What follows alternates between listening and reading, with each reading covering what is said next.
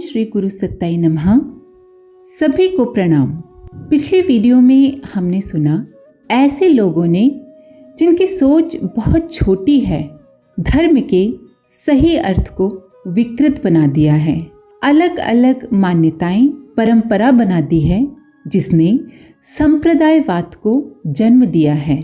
सब अपनी अपनी सोच के हिसाब से धर्म की अलग अलग व्याख्या करते हैं, पर धर्म सबके लिए एक है, शाश्वत है, सनातन है। उच्च चिंतन अपनाना, संकीर्णता स्वार्थपरता को छोड़ देना, दूसरों की सेवा करना और अपनी जिम्मेदारियों को भली भांति निभाना ही धर्म है। गुण कर्म स्वभाव यदि श्रेष्ठ न बने तो शास्त्र ग्रंथ आदि का पठन पाठन मात्र आडंबर बनकर रह जाता है। परिस्थितियों के अनुसार धर्म का स्वरूप थोड़ा बहुत बदल जाता है, पर उसका उद्देश्य कभी नहीं बदलता। और धर्म का उद्देश्य एक ही है, मनुष्य अपने अंदर छिपे देवत्व को पहचाने। जिस परमात्मा का वह अंश है, उस परमात्मा को जान सके। और ये उत्कृष्ट चिंतन, आदर्शवादी चरित्र एवं शालीनता युक्त व्यवहार की त्रिवेणी संगम से ही संभव है। आइए इसी क्रम को आगे बढ़ाते हैं। धर्म शाश्वत, सनातन और ईश्वर का बनाया है। उसे मनुष्य की अंतरात्मा में संजोया गया है। वस्तुतः धर्म आत्मा की पुकार है, ईश्वर का निर्णय है और विश्व के कल्याण का वास्तविक कारण है। वह अपने आप में समग्र है, उसके खंड नहीं हो सकते। क्षेत्र, समय और वर्ग के आधार पर जो धर्म परंपराएं चलती हैं, वे संप्रदाय कहलाती हैं। भगवान बुद्ध का जब मरण काल निकट आया, तब उन्होंने अपने शिष्यों को बुलाकर उपदेश दिए। उन्होंने कहा, तुम लोग साम्यवादी संकीर्णता से दूर रहकर सच्चे धर्म का पालन करना। धर्म मनुष्य को मर्यादाओं में रखता है और शालीन बनाता है। बिना तट की सरिता उच्छृंखल होकर अपना और सबका विनाश करती है।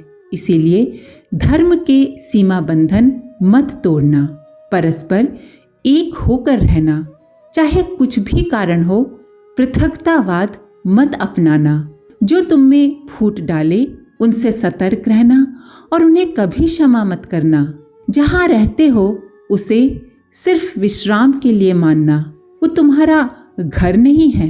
तुम्हारा घर तो वहाँ है जहाँ जीवन का लक्ष्य पूर्ण होता है। रास्ते के साथियों से मिलना जरूर, पड़ावों पर ठहरना भी, पर उनके साथ इतना मत उलझ जाना कि अपनी मंजिल ही भूल जाओ। भिक्षुओं, बोलना कम, करना ज्यादा।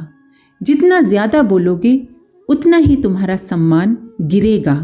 उथले लोग बकवास बहुत करते हैं और करते कुछ भी नहीं।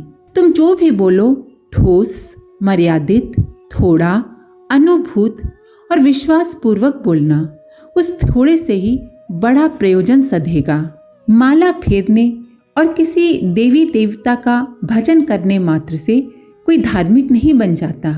एक ब्राह्मण पूजा उपासना के निमित्त गंगा तट पर चला गया। घर के सारे काम छोड़ दिए और भिक्षा से अपने दिन काटने लगा। उधर से एक दूरदर्शी ऋषि गुजरे। ब्राह्मण को देखकर बड़े दुखी हुए और उसे समझाने का उपाय सोचने लगे। नदी में मुट्ठी मुट्ठी बालू डालने लगे। वो ब्राह्मण ये कौतुक देखता रहा और निकट आकर बोला, आप ये क्या कर रहे हैं? ऋषि ने कहा, नदी पार जाने के लिए पुल बना रहा हूँ। ब्राह्मण हंसने लगा, बोला, इस प्रकार थोड़े ही बनेगा। इसके लिए साधन, श्रम, धन और कौशल चाहिए। ये सब जुटाएंगे तभी बात बनेगी। अब संत की बारी आई। उन्होंने कहा, आप भी मात्र भजन पूजा तक अवलंबित न रहें, आत्मशोधन और लोक सेवा की बात भी सोचें। इससे कम में आपका मनोरथ नहीं पूरा होने वाला। ऋषि सांकेतिक शिक्षा देकर चले गए। ब्राह्मण ने नई कार्य पद्धति अपनाई और उपासना के साथ साधना, आराधना के तत्व भी जोड़कर सच्चा धर्मावलंबी बना। ईश्वर के बारे में कहा गया है, एकम सद विप्रा बहुधा वदंती, अर्थात ईश्वर तो एक ही है, लोग उसे भिन्न भिन्न रूप में समझते व बताते रहते हैं। जो बात ईश्वर के विषय में सत्य है वही धर्म धारणा के लिए शाश्वत सनातन है। धर्म एक है, उस तक पहुंचने के मार्ग अलग अलग भिन्न भिन्न हो सकते हैं। धर्म को, ईश्वर को विभिन्न रूपों में देखने वाले स्वयं तो चिंतन को उलझाते ही हैं, उनके कर्तव्य, मान्यताओं की कट्टरता एवं विचारों की संकीर्णता के लिए अहितकर ही सिद्ध होते हैं। मत, पक्ष, उपासनाएं अलग अलग हो सकती हैं, पर धर्म एक ही है। रास्ते अलग अलग हो सकते हैं, पर मंजिल एक ही है। अपने अपने रास्ते को श्रेष्ठ मानकर झगड़ना धर्मनिष्ठा नहीं हो सकती। इसको तो संप्रदायवाद कहते हैं। महायाजक शाल्वनेक का आगमन हुआ। श्रेष्ठी उदयन ने उनका समुचित स्वागत सत्कार किया। दूसरे दिन ज्ञान दीक्षा का क्रम चल पड़ा। महायाजक ने अपने अनेक संग्रहित विद्याओं का परिचय देते हुए उदयन से पूछा वे किस विद्या में रुचि रखते हैं, उसके संबंध में पूछ सकते हैं और प्राप्त कर सकते हैं। श्रेष्ठी उदयन ने पूछा, क्या ऐसा संभव है कि आपने जो कुछ अलग अलग रूप में जाना है उन सबका जो मूल आधार है उसे मुझे आप प्रदान कर सकें? महायाजक असमंजस में पड़ गए। उनकी कठिनाई दूर करने के लिए उदयन ने घर में प्रयोग में आने वाले अनेक पात्र और उपकरण प्रस्तुत कर दिए और फिर बोले, देव, क्या इन सबको एक ही रथ में भरकर नहीं ले जाया जा सकता? शाल्वनेक की आंखें खुल गईं। उन्होंने नव चेतना अनुभव की और कहा, ऐसा हो सकता है। एक ही आत्मज्ञान के समुद्र में ज्ञान की समस्त सरिताओं का, अलग अलग सरिताओं का समावेश हो सकता है, वो एक हो सकती हैं। अब मैं उसी मूल आधार को उपलब्ध करूंगा, यानी कि ईश्वर को उपलब्ध करूंगा, और जब प्राप्त कर लूंगा तभी आपको ज्ञान दीक्षा देने का साहस करूंगा। श्री रामकृष्ण परमहंस के संपर्क से नास्तिक नरेंद्र को ऋषि कल्प स्वामी विवेकानंद बनने का अवसर मिला। परमहंस जी ने उन्हें व्यक्तिगत जीवन न जीकर लोक कल्याण के लिए जीवन समर्पित करने की प्रेरणा दी और सच्चे अर्थों में संत बनाया। उन दिनों शिक्षित समुदाय विदेशी आक्रांताओं के संपर्क में आकर नास्तिकवादी बनता जा रहा था। विद्यार्थियों पर विशेष रूप से उसका प्रभाव पड़ा था। इन परिस्थितियों में स्वामी विवेकानंद ने भारतीय धर्म देव संस्कृति की विशेषता से न केवल देशवासियों को परिचित कराया, वरन देश देशांतरों में परिभ्रमण करके अनेक देशों को प्रभावित किया। उनकी योजना के अनुसार देश देशांतरों में रामकृष्ण मिशन बने, जिनके द्वारा स्थायी रूप से वहाँ सेवा, साधना और तत्व ज्ञान प्रसार का काम होता रहा है। स्वामी विवेकानंद जी मात्र 39 वर्ष ही जिए, पर इतने कम समय में अपनी लगन और तत्परता के कारण विश्व धर्म, मानव धर्म की इतनी सेवा कर सके जितनी कि 360 वर्षों में भी संभव नहीं थी। जब धर्म आचरण में उतरता है उसी को धर्मनिष्ठा कहते हैं। मात्र प्रवचन कर लेने से या ज्ञान अर्जित कर लेने का नाम धर्म नहीं है। एक बड़ी रोचक कहानी है जिसके माध्यम से नकली धर्म गुरुओं की असलियत बताई गई है। कहते हैं, सृष्टि के आरंभ में गधा बहुत ही सौम्य स्वभाव का होने के कारण सम्मानास्पद प्राणियों में गिना जाता था। उसका बड़ा सम्मान होता था। परमात्मा को अपने दरबार में पशुओं का भी एक प्रतिनिधि रखना उचित प्रतीत हुआ और इसके लिए उन्होंने गधे की नियुक्ति कर दी। उन दिनों सृष्टि का नियत क्रम चलाने के लिए भगवान एक शास्त्र संहिता रच रहे थे। कागज तब तक नहीं था, पत्तों पर ही लेखन कार्य चल रहा था। अनेकों पृष्ठ उन पत्रों पर लिखे जा चुके थे। एक रात को जब सब लोग गहरी निद्रा में सोए पड़े थे, तब गधे को सूझी कि क्यों ना इन कोमल पत्रों का स्वाद चखा जाए। वो चुपके से उठा और एक एक करके सभी पत्तों को खा गया। दूसरे दिन सवेरे जब भगवान आगे का लेखन कार्य आरंभ करने को उद्यत हुए तो देखा कि अब तक के लिखे सब पत्र गायब हैं। तहलका मच गया। तलाश की गई तो वो गधे की कारस्तानी निकली। इतने परिश्रम को इस प्रकार मटिया मेट हुआ देखकर भगवान को बड़ा क्रोध आया और उस बुद्धिहीन प्राणी को स्वर्ग से निकाल बाहर करने की आज्ञा दे दी। गधे को स्वर्ग से धकेला गया तो वो पृथ्वी पर आ गिरा। उसे चोट तो बहुत लगी, दुख भी हुआ, पर अंत में उसने ये सोचकर संतोष कर लिया कि परमात्मा के द्वारा लिखा हुआ सारा ज्ञान मेरे पेट में है। गधे ने चिल्ला चिल्ला कर लोगों से कहना आरंभ किया, अरे परमात्मा का सारा ज्ञान मेरे पेट में मौजूद है। जो चाहते हो मुझसे पूछो, मेरी बात मानो और जिधर चलने को मैं कहता हूँ उधर चलो।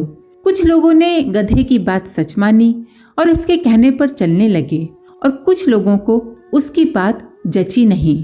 रोज इसी प्रकार बकता झकता समय आने पर गधा मर गया, पर कहते हैं कि उसकी आत्मा अभी भी अपने रास्ते पर चल रही है और अनेक धर्म गुरुओं के सिर पर चढ़कर यही कहलवाती रहती है कि जो हम जानते हैं वही सब कुछ है, वही सत्य है। हमारी बात सुनो, हमारी बात मानो और हमारे पीछे चलो। इस प्रकार के धर्म गुरुओं की बात मानने से, उनके पीछे चलने से कितने ही लोग बेचारे बर्बाद हो जाते हैं, कितने ही लोग बेचारे बर्बाद हो जाते हैं। अपने अपने समाज की आवश्यकता देखते हुए मूर्धन्य जनों ने समय बदलने के साथ साथ हेर फेर और सुधार परिवर्तन किया है। हर धर्म संप्रदाय में सुधारक उत्पन्न होते रहते हैं और जब जहाँ टूट फूट और विकृति दिखती है उसकी मरम्मत करते रहते हैं। वस्त्रों और मकानों की तरह संप्रदायों में भी विकृतियां प्रवेश कर लेती हैं और उनकी सफाई मरम्मत जरूरी रहती है, तभी वे समाज के लिए उपयोगी हो सकते हैं। देव संस्कृति की ये विशेषता रही है कि समय समय पर मनीषी अवतरित होते रहे हैं एवं युगानुकूल परिस्थितियों को दृष्टि में रखते हुए अपेक्षित सुधार परिवर्तन धर्म दर्शन में करते रहे हैं। वे ये भली भांति जानते हैं कि मूल तत्व दर्शन एक होते हुए भी समय के अनुसार धर्म संप्रदायों के कलेवर में परिवर्तन करना पड़ता है, क्योंकि रुका हुआ पानी सड़ता है और कीचड़ बनकर दुर्गंध फैलाता है। यदि प्रवाह न बनाया जाए तो विकृतियां समाज के वातावरण को दूषित कर सकती हैं। समय समय पर पुनर्निरीक्षण एवं तर्क तथ्य प्रमाणों के आधार पर विवेचन कर देव संस्कृति का परिशोधन किया जाता रहा है। ऐसे प्रयास समय समय पर विभिन्न सुधारक अपने अपने कार्य क्षेत्रों में करते रहे हैं। भारतीय समाज सुधारकों में राजा राम मोहन राय का नाम अग्रणी है। वे 19वीं सदी के महान सुधारक थे। आरंभिक शिक्षा दीक्षा पटना एवं बनारस में होने के बाद उन्होंने वेद वेदांतों का अध्ययन प्रारंभ किया। इससे उनमें वैचारिक प्रवणता आई और तत्कालीन भ्रष्ट समाज व्यवस्था की भ्रांत मान्यताओं, कुरीतियों एवं धार्मिक अंधविश्वासों, धार्मिक अंध परंपराओं के प्रति उनका आक्रोश उभरा। अपने विचारों को पुस्तक में लिखकर प्रचलित कुरीतियों के विरुद्ध आवाज उठाकर उन्होंने जन चेतना उभारी। उनका ये काम उनके पिता रमाकांत राय जी को अच्छा नहीं लगा। बंगाल में उनके पिता की अच्छी पद प्रतिष्ठा थी और वे नहीं चाहते थे कि पुत्र के इस कार्य से उनके मान सम्मान को ठेस पहुंचे। अतः आए दिन पुत्र से उनका वाद विवाद होने लगा। विवाद जब कलह का रूप धारण करने लगा तो 16 वर्ष की अल्पायु में राजा राम मोहन राय ने गृह त्याग कर दिया और घूम घूम कर धार्मिक व सामाजिक सुधार कार्य करते रहे। अनेक वर्षों तक बाहर रहने के उपरांत वे पुनः घर वापस लौटे। इस बीच उनके पिता का देहांत हो चुका था। अभी कुछ ही समय गुजरा था कि उनके बड़े भाई भी चल बसे। उस वक्त सती प्रथा का दौर था। जबरदस्ती उनकी भाभी को जिंदा ही चिता में जला दिया गया। इस घटना ने उन्हें झकझोर कर रख दिया। उसी दिन उन्होंने इस कुप्रथा का अंत करने का प्रण लिया और प्रयत्नशील हो गए। उन्हीं के प्रयासों से सन 1811 में सती प्रथा के विरुद्ध कानून बना और इस पर पाबंदी लगा दी गई। इसके अतिरिक्त पर्दा प्रथा एवं बाल विवाह जैसी कुरीतियों के उन्मूलन में भी उन्होंने सक्रिय भूमिका निभाई। इस बीच उन्हें अनेक प्रकार की यंत्रणाएं झेलनी पड़ी, अपमान झेलना पड़ा, उनके सामने बहुत मुश्किलें आईं, किंतु उन्होंने अपने सुधार कार्य को विराम नहीं दिया। इसी दौरान उन्होंने ब्रह्म समाज की स्थापना की। बाद में ये संस्था पूर्णतः सुधारवादी बन गई। राजा राम मोहन राय के मरणोपरांत अनेक सुधार कार्य संपन्न किए। इसके आगे का अगले वीडियो में। आज के लिए इतना ही। अपने विचार कमेंट बॉक्स में जरूर लिखें। आप सभी का धन्यवाद। ओम शांति। हमारे YouTube चैनल को सब्सक्राइब करें और बेल आइकन को दबाकर ऑल पर क्लिक करें ताकि आने वाले सभी वीडियोस की नोटिफिकेशन आपको मिलती रहे।